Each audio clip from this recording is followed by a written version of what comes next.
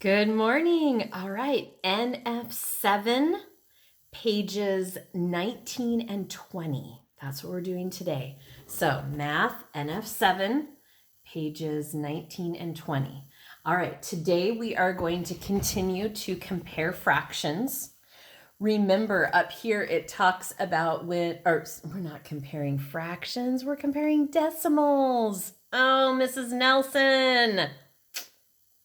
See, I make mistakes sometimes. All right, we're comparing decimals. Now, remember, the important thing about comparing decimals that it talks about up here is we need to make equivalent decimals so that both decimals have the same place value. That means that if there is one number that's in the tenths and one number that's in the hundredths, we need to convert the tenths to hundredths before we can compare them. Okay, so the first thing that I would do is make sure that we're comparing the same thing. So I have 23 hundredths and 32 hundredths. Well, 32 cents is bigger than 23 cents, so I'm going to put that in there. Okay. The next one, 15 hundredths, 18 hundredths. We're comparing apples to apples. Okay, hundredths to hundredths. 18 is larger than 15. Now this one, tenths, hundredths. That's not apples to apples. I have to change my tenths to hundredths. So what is equivalent to 3 tenths? 30 hundredths. So I'm going to change that. Now I can compare the same place value, apples to apples. So 30 and 38. Okay, I go that direction. All right. Now, you're going to finish this page, making sure that you compare apples to apples. Then down here, you're going to write true or false. So let's look at this first one. Okay, 4 tenths and 40 hundredths. That's not apples to apples, so I need to change it.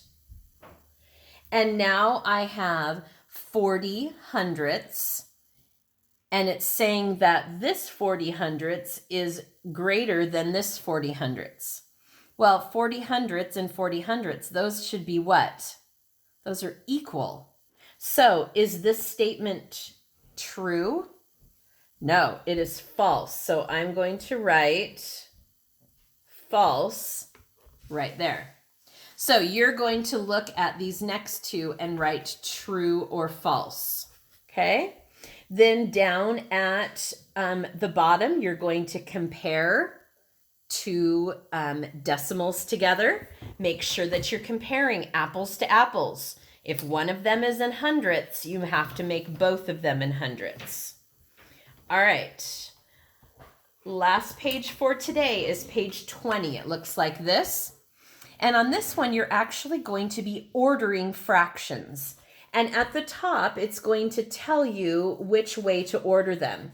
So you're going to order the following decimals from least to greatest. So that means smallest to largest.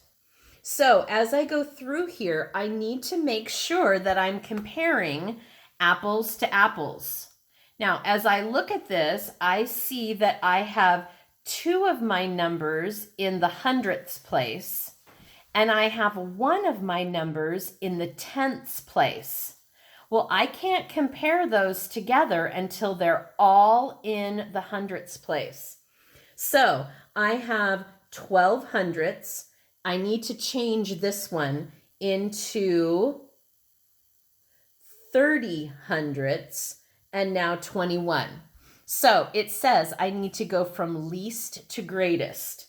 So if all of these were in money, which is the smallest? 12 cents, 30 cents, or 21 cents? Well, the least or the smallest is 12 cents. So I'm going to put my 12 hundredths there. Okay, now my next one, is it 30 or 21? 21. So 21 hundredths. And then my largest is 30 cents. Okay, so you're going to do that for numbers 1 through 6. All right, now when you get to number 7, you're going to go from greatest to least. You're going to switch now. Okay, so I've got to make sure that they're all in the same. So I have hundredths,